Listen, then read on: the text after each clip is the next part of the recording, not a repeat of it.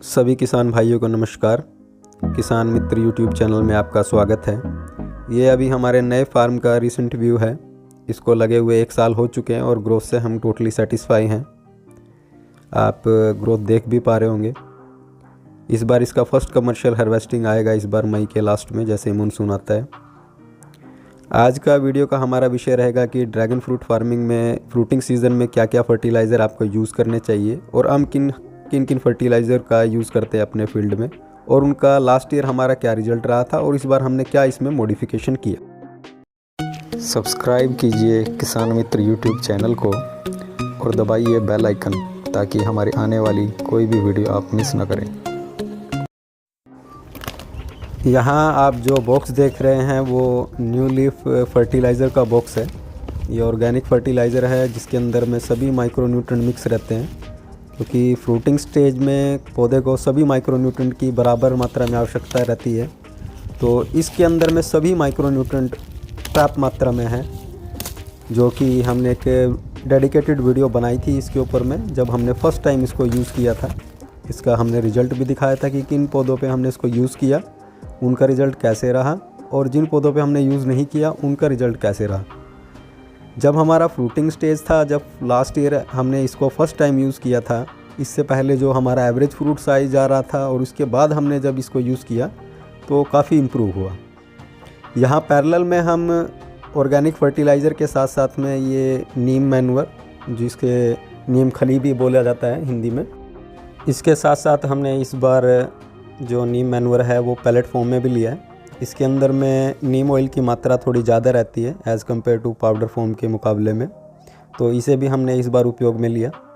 और साथ साथ में यहाँ हम बोन मैन्योर यूज़ कर रहे हैं, जिसे हड्डी का पाउडर भी बोला जाता है। यहाँ अभी गर्मी का सीज़न स्टार्ट होने वाला है तो इसकी मात्रा हमने बहुत कम रखी हुई है, और ये अभी इस टाइम पे इसकी क्या ज़रूरत हमें पड़ गई, क्योंकि सर्दी के टाइम पे मोस्टली इसे दिया जाता है। तो अभी हम इसको क्यों दे रहे हैं, इसका भी मैं आपको रीज़न आगे बताता हूँ। यहाँ हमने इन सभी फर्टिलाइज़र्स को मिक्स कर लिया, और मिक्स करने के बाद में जो हमारा काऊ डंग मैन्योर है, यानी गोबर की जो खाद रहती है पुरानी गली हुई, उसको अच्छे से फेंट के उसके अंदर में इसको बराबर मात्रा में हमने मिक्स कर लिया। जैसे कि आप वीडियो में देख भी पा रहे हैं, ये अलग अलग हमने फर्टिलाइज़र को एक निश्चित मात्रा में लिया, और इस गोबर की खाद को जब हमने बारीक महीन कर लिया, इसके ऊपर में अच्छे से छिड़काव कर दिया। इसकी मात्रा कितनी ली जाती है, नीम मैन्योर को कोई मात्रा की निश्चितता निर्धारित नहीं की गई है कहीं पे भी।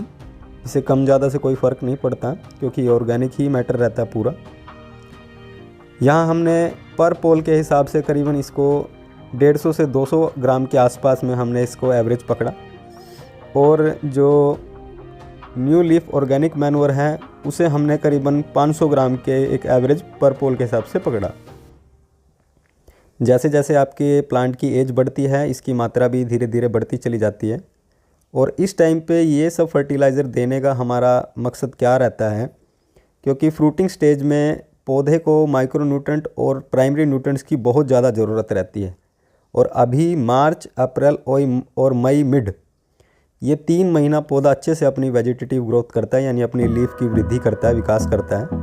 उस टाइम पे इस पर फ्रूट नहीं आता, और जब मई का लास्ट आता है, यानी सीज़न चालू हो जाता है ड्रैगन फ्रूट का, उस टाइम पे पौधा अपने न्यूट्रिशन को 2 भागों में डिवाइड कर लेता है। एक वो फ्रूट को बनाने के लिए उपयोग करता है, दूसरा अपने पत्तियों अपना वृद्धि विकास के रूप में भी उसको डिवाइड कर लेता है। तो उस टाइम पे फर्टिलाइज़र की बहुत ज़्यादा मात्रा में आवश्यकता रहती है। खाली गोबर की खाद मिक्स करके आप लगाने से वो फर्टिलाइज़र की मात्रा या फर्टिलाइज़र की ज़रूरत पौधे की पूरी नहीं हो पाती। इसके लिए हम 2 महीना पहले ये खाद मिक्स कर रहे हैं, ताकि जो भी फर्टिलाइज़र हम इसके अंदर मिला रहे हैं, मिक्स कर रहे हैं, वो पौधे को 2 महीने में ईज़िली ग्रैब हो जाए और उसका रिज़ल्ट हमें फ्रूटिंग सीज़न में दिखाई दे।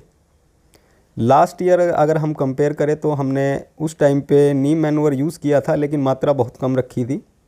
वहाँ पे हमने ऑर्गेनिक मैन्योर ही यूज़ किया था, न्यू लीफ का फर्टिलाइज़र।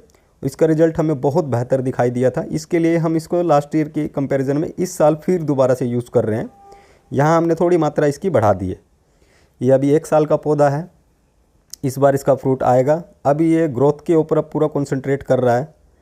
अभी हमें कब कब पता चलेगा कि पौधे को अभी खाद की ज़रूरत है? हमें ऐसे पता चलता है जब इसकी रूट्स बाहर हमको दिखाई देने लगती है खाद के बाहर में, तो हमें पता चल जाता है कि पौधे को खाद की ज़रूरत है। हम ज़्यादा खाद नहीं लगाते, खाली 1 इंच हम परत को कवर कर देते हैं, यानी इसकी जो ऊपर की जड़ें हैं उनको खाली 1 इंच खाद से हम इसको कवर कर देते हैं। ज़्यादा खाद लगाने से खाली वेस्टेज है। पौधे को जितनी खाद की ज़रूरत है आप उतना ही लगाएं। भले ही 2 महीने 3 महीने में दोबारा से रूट्स उसकी बाहर दिखाई देने लगती है तो आप दोबारा से लगा सकते हैं, लेकिन वेस्टेज से अच्छा है जितनी उसकी ज़रूरत है उतनी ही उसको खाद दी जाए। यहाँ इस तरह से हमने अपने नए फार्म में इस तरह से फर्टिलाइज़र मिक्स किया और पूरे फार्म में इक्वली डिस्ट्रीब्यूट कर दिया। अभी इसका रिज़ल्ट हमें फ्रूटिंग सीज़न में दिखाई देगा। हमने जो लास्ट ईयर इसको यूज़ किया था उस टाइम पे आपने काफ़ी सारी हमने वीडियो पब्लिश भी की थी, जिसमें हमारे फ्रूट साइज़ भी काफ़ी इम्प्रूव हुआ था। हमारा हाईएस्ट पीक 1160 ग्राम तक फ्रूट गया था और इस साल उम्मीद है कि वो हमारा प्रीवियस रिकॉर्ड ब्रेक कर पाएगा, क्योंकि पिछले साल के मुकाबले में हमने फर्टिलाइज़र मैनेजमेंट में भी काफ़ी इम्प्रूवमेंट किया है, उसका इंटरवल भी चेंज किया है और थोड़ा बहुत मॉडिफिकेशन किया है। जब आपका प्लांट वेजिटेटिव ग्रोथ अपनी कंप्लीट कर लेगा तो इस तरह की कैनोपी आपको देखने को मिलेगी, यानी पौधा अभी फ्रूट बेयर करने के लिए, फ्रूट पैदा करने के लिए अभी रेडी हो चुका है और फ्रूटिंग सीज़न में भी आपको इससे काफ़ी बेनिफिट होने वाला है। तो इस तरह से आप अपने फर्टिलाइज़र मैनेजमेंट कर सकते हैं। जब फ्लावरिंग स्टेज आती है, यहाँ मैंने सब स्टार्टिंग में भी आपको बताया था कि हम बोन मैन्योर क्यों यूज़ करते हैं। फ्रूटिंग सीज़न स्टार्ट होने से पहले बोन मैन्योर यूज़ करने का हमारा मेन मकसद ये था क्योंकि उसके अंदर में कैल्शियम की मात्रा बहुत ज़्यादा होती है और जब आपका फ्लावरिंग स्टेज आता है तो फ्लावर ड्रॉप होने लगते हैं, यानी पौधा आपका करीबन 1-1.5 साल का रहता है, वो फ्लावर ड्रॉपिंग का इशू बहुत ज़्यादा आ जाता है उस टाइम पे किसान भाइयों को। तो ये फ्लावर ड्रॉपिंग के इशू को लगभग बराबर आपको ख़त्म कर देता है, यानी फ्लावर ड्रॉपिंग आपको इक्का दुक्का होगा लेकिन बहुत कम आपको नुकसान की संभावना इसमें होगी। तो इस तरह से आप इन फर्टिलाइज़र का यूज़ कर सकते हैं। आपके फ्रूट का साइज़ भी काफ़ी इम्प्रूव होगा, जैसे कि आप देख सकते हैं ये लास्ट ईयर का हमारा एक क्लिप था। यहाँ पे फ्रूट साइज़ भी आप देख सकते हैं। इस फर्टिलाइज़र को यूज़ करने के बाद में और इन सब फर्टिलाइज़र को मिक्स करने के बाद में कुछ इस तरह का रिजल्ट आपको अपने फील्ड में भी देखने को दिखाई देगा। तो इस तरह से आप अपने फील्ड में तैयारी कर सकते हैं। अभी समय बिल्कुल एकदम सटीक है, आप एकदम सही समय पे अगर फर्टिलाइज़र का यूज़ करेंगे तो आपको रिज़ल्ट भी बेहतर समय पे दिखाई देगा।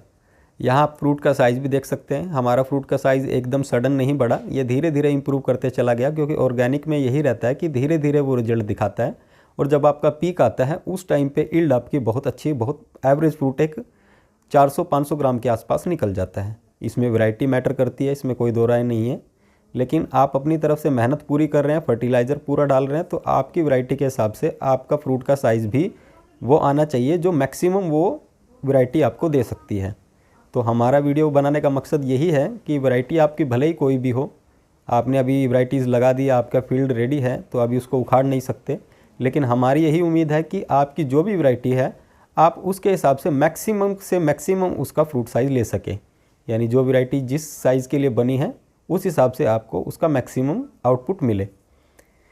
यहाँ हमारा average fruit size last year 465 ग्राम गया था जब हमारा पौधा करीबन 2-2.5 साल का ही था। तो इस साल हमें उम्मीद है कि करीबन इस बार 500 के आसपास में ये स्टेबल हो जाएगा।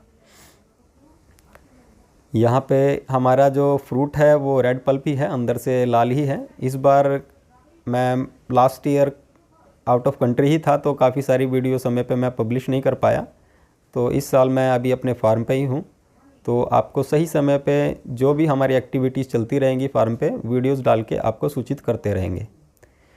अगर आपको ये फर्टिलाइज़र मंगवाना है तो आप कृपया हमसे संपर्क ना करके कंपनी से संपर्क करें। ये कंपनी का नंबर हमारे डिस्प्ले पे दिया हुआ है, आप यहाँ जाके कंपनी से संपर्क कर सकते हैं। अंत में एक आवश्यक सूचना हम सभी किसान भाइयों को देना चाहते हैं, क्योंकि वीडियोस काफ़ी लंबे हो जाते हैं और सभी जानकारी इसमें देना भी पॉसिबल नहीं हो पाता कई बार। तो हम हर संडे को फेसबुक लाइव के ज़रिए आपके सभी क्वेश्चनों का आंसर देने की कोशिश करेंगे।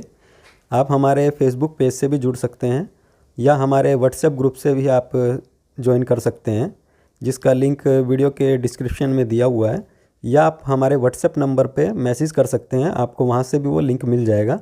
आप हमारे फेसबुक पेज को फॉलो कर सकते हैं ताकि आने वाले लाइव वीडियोस को आप देख सकें। हर संडे को हम ये कोशिश करेंगे कि एक लाइव सेशन रखा जाए जिसमें सभी किसान भाइयों की जितने भी सवाल रहेंगे उनका आंसर दिया जाए। तो आज की वीडियो में इतना ही था। मिलते हैं एक नए टॉपिक के साथ में अगली वीडियो में। वीडियो देखने के लिए आपका बहुत बहुत धन्यवाद।